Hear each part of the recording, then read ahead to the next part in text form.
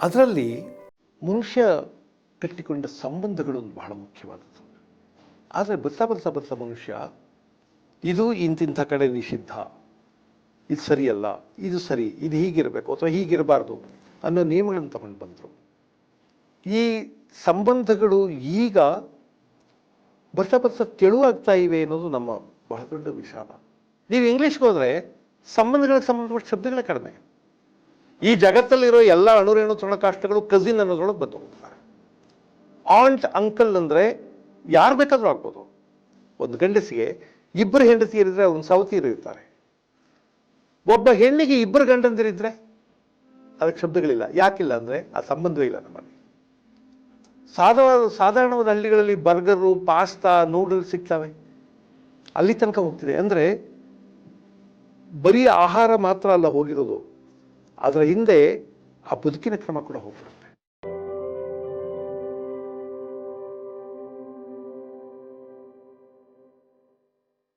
ನಮಸ್ಕಾರ. ಮನುಷ್ಯ ಬಹಳ ಕಾಲ ಬಿಡುಬೀಸಾಗಿ ಬದುಕಿದ್ದಾನೆ. ಮನುಷ್ಯ ಅನ್ನುವ ಪ್ರಾಣಿ ಈ ಭೂಮಿಗೆ ಬಂದ ಮೇಲೆ ಲಕ್ಷಾಂತರ ವರ್ಷಗಳು ಯಾವ ನೀತಿ ನಿಯಮ ಇಲ್ಲದೆ ಹೇಗಿರಬೇಕು, ಏನು ತಿನ್ನಬೇಕು, ಹೇಗೆ ನಡ್ಕೋಬೇಕು, ಯಾವ ಕಟ್ಟಳೆಗಳೂ ಇಲ್ಲದೆ ತನ್ನ ಪಾಡಿಗೆ ತಾನು ಬದುಕಿದ್ದಾನೆ.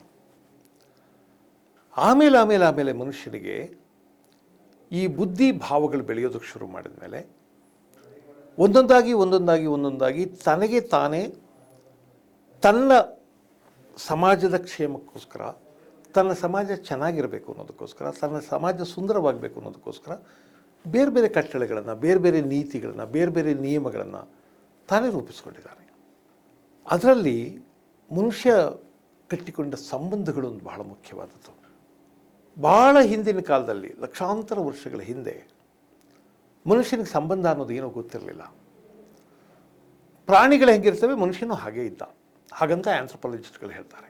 ನಿಜವಾಗಿ ಕಾಮ ಸಂಬಂಧಕ್ಕೆ ಕೂಡ ಮನುಷ್ಯನಿಗೆ ಇಂಥವರ ಜೊತೆ ಕಾಮ ಸಂಬಂಧ ಇಟ್ಕೋಬೇಕು ಅಂತಿರಲಿಲ್ಲ.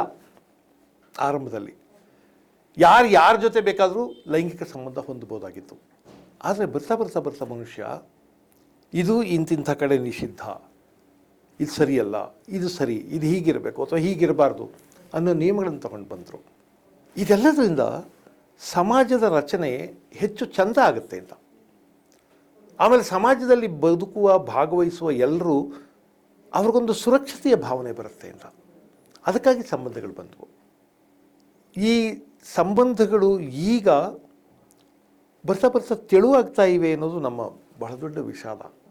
ಮುಂಚೆ ಎಲ್ಲ ನೋಡಬೇಕಾಗಿತ್ತು, ಮನುಷ್ಯ ಯಾಕೆ ಬದುಕಿದ್ದಾನೆ ಅಂದರೆ ಈ ಎಲ್ಲ ಸಂಬಂಧಗಳನ್ನ ಉಳಿಸ್ಕೊಳ್ಳೋಕ್ಕೆ ಬದುಕಿದ್ದಾನೆ ಅಂತ. ಈಗ ಇವೆಲ್ಲ ಇಮೋಷ್ನಲ್ ಫ್ಯಾಕ್ಟರ್ಸ್, ಇವಕ್ಕೆಲ್ಲ ಜಾಸ್ತಿ ತಲೆ ಕೆಡಿಸ್ಕೋಬಾರ್ದು ಅನ್ನೋ ಸ್ಥಿತಿಗೆ ಬಂದು ನಿಂತಿದ್ದೀವಿ. ನನ್ನಂಥವನಿಗೆ ಈ ಪರಿಸ್ಥಿತಿ ಬಹಳ ಆತಂಕಕಾರಿ ಅಂತ ಅನಿಸುತ್ತೆ. ಮನುಷ್ಯನಿಗೆ ನಮ್ಮ ಸಮಾಜದಲ್ಲಿ ಎರಡು ಬಗೆಯ ಸಂಬಂಧಗಳಿರ್ತವೆ. ಒಂದು ತನ್ನ ಹುಟ್ಟಿನಿಂದ ಪ್ರಾಪ್ತವಾಗುವ ಸಂಬಂಧಗಳು, ಇನ್ನೊಂದು ಮದುವೆಯಿಂದಾಗಿ ಪ್ರಾಪ್ತವಾಗುವಂಥ ಸಂಬಂಧಗಳು. ಹುಟ್ಟಿನಿಂದ ಪ್ರಾಪ್ತವಾಗುವಂಥ ಸಂಬಂಧಗಳು ಮೊದಲನೇದು ತಂದೆ ತಾಯಿ, ಆಮೇಲೆ ಅಕ್ಕ ಅಣ್ಣ, ಆಮೇಲೆ ತಮ್ಮ ತಂಗಿ, ಆಮೇಲೆ ಸೋದರ ಮಾವ, ಸೋದರತ್ತೆ, ಚಿಕ್ಕಪ್ಪ ಚಿಕ್ಕಮ್ಮ, ದೊಡ್ಡಪ್ಪ ದೊಡ್ಡಮ್ಮ. ಇವೆಲ್ಲ ಸಂಬಂಧಗಳು ಅವನ ಹುಟ್ಟಿನಿಂದ ಬರುವಂಥವು. ಮದುವೆ ಆದಮೇಲೆ ಬರೋ ಸಂಬಂಧಗಳು ಬೇರೆ. ಮದುವೆ ಆದಮೇಲೆ ಬರೋ ಸಂಬಂಧಗಳು, ಮೊದಲನೇ ಸಂಬಂಧ ಹೆಂಡತಿ, ಹುಡುಗ ಆದರೆ, ಹುಡುಗಿ ಆದರೆ ಗಂಡ, ಆ ಕಾರಣಕ್ಕೆ ಅತ್ತೆ ಮಾವ, ಆ ಕಾರಣಕ್ಕೆ ನಾದಿನಿ, ಆ ಕಾರಣಕ್ಕೆ ಓರ್ಗಿತ್ತಿ, ಆದ ಕಾರಣಕ್ಕೆ ಷಡ್ಕ, ಆದ ಕಾರಣಕ್ಕೆ ಮೈದುನ, ಆ ಕಾರಣಕ್ಕೆ ಭಾವ. ಅಂದರೆ ಮದುವೆಯಿಂದ ಬಂದಂಥ ಸಂಬಂಧಗಳಿವೆಲ್ಲ. ನಮ್ಮಲ್ಲಿ ಈ ಸಂಬಂಧಗಳಿಗೆ ಗೌರವ ಹೆಚ್ಚು ಭಾರತೀಯ ಬದುಕಿನಲ್ಲಿ. ಅದರಿಂದಾಗಿಯೇ ಸಂಬಂಧಗಳಿಗೆ ಸಂಬಂಧಪಟ್ಟ ಶಬ್ದಗಳು ಜಾಸ್ತಿ ಇವೆ ನಮ್ಮಲ್ಲಿ. ನೀವು ಇಂಗ್ಲೀಷ್ಗೆ ಹೋದರೆ ಸಂಬಂಧಗಳಿಗೆ ಸಂಬಂಧಪಟ್ಟ ಶಬ್ದಗಳೇ ಕಡಿಮೆ. ಈ ಜಗತ್ತಲ್ಲಿರೋ ಎಲ್ಲ ಅಣುರೇಣು ತೃಣಕಾಷ್ಟಗಳು ಕಸಿನ್ ಅನ್ನೋದ್ರೊಳಗೆ ಬಂದು ಹೋಗ್ಬಿಡ್ತಾರೆ. ಆಂಟ್ ಅಂಕಲ್ ಅಂದರೆ ಯಾರು ಬೇಕಾದರೂ ಆಗ್ಬೋದು. ಈಗ ಆಂಟ್ ಅಥವಾ ಆಂಟಿ ಅಥವಾ ಅಂಕಲ್ ಅನ್ನೋರು ರಕ್ತ ಸಂಬಂಧವೂ ಆಗಬೇಕಾಗಿಲ್ಲ. ನಮ್ಮ ಎದುರುಗಡೆ ಮನೆಯವರು, ಹಿಂದುಗಡೆ ಮನೆಯವರು, ದಾರಿಯಲ್ಲಿ ಸಿಕ್ಕಿದವರು, ಎಲ್ಲೋ ಅಂಗಡಿಯಲ್ಲಿ ಪರಿಚಯ ಆದವರು, ಎಲ್ಲರೂ ಅಂಕಲ್ ಆಗ್ಬೋದು, ಎಲ್ಲರೂ ಆಂಟಿ ಆಗ್ಬೋದು. ಆದರೆ ಭಾರತೀಯ ಬದುಕಿನ ಸಂಬಂಧಗಳಿವೆಯಲ್ಲ, ಇವುಗಳಿಗೆ ನಿರ್ದಿಷ್ಟತೆ ಇದೆ.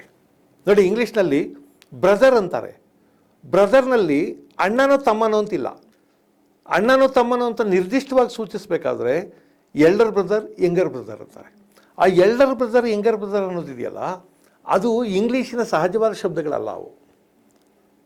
ನಾವು ಹುಟ್ಟಾಕಿದ್ದಷ್ಟೇ ಅಣ್ಣನೋ ತಮ್ಮನೋ ಅಂತ ಗೊತ್ತಾಗಲಿಲ್ಲ. ಅಲ್ಲಿ ಬ್ರದರ್ ಅಂತ ಅಷ್ಟೇ ಇರೋದು, ಅವನು ದೊಡ್ಡವನೋ ಚಿಕ್ಕವನೋ ಅನ್ನೋದಲ್ಲ.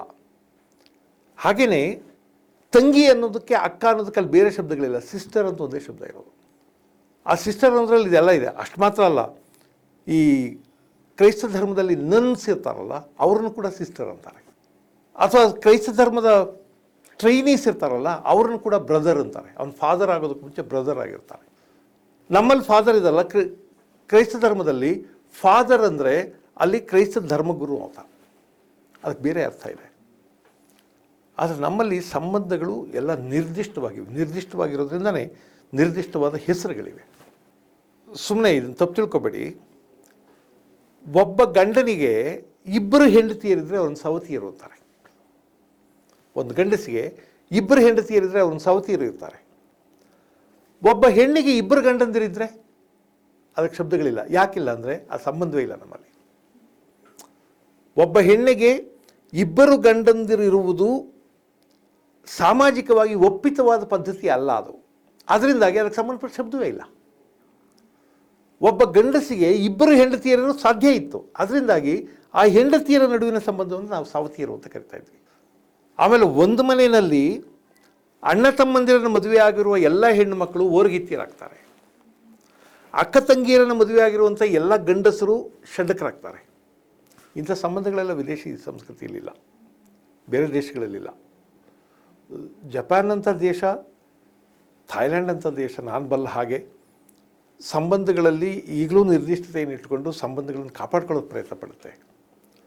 ಆದರೆ ನಾನು ಬಲ್ಲ ಹಾಗೆ ಅಮೆರಿಕ ದೇಶ ಅಥವಾ ಯುರೋಪಿಯನ್ ದೇಶಗಳು ಅವ್ಯಾವು ಸಂಬಂಧಗಳಲ್ಲಿ ಹೀಗೆಲ್ಲ ಕೇರ್ ಮಾಡೋದಿಲ್ಲ.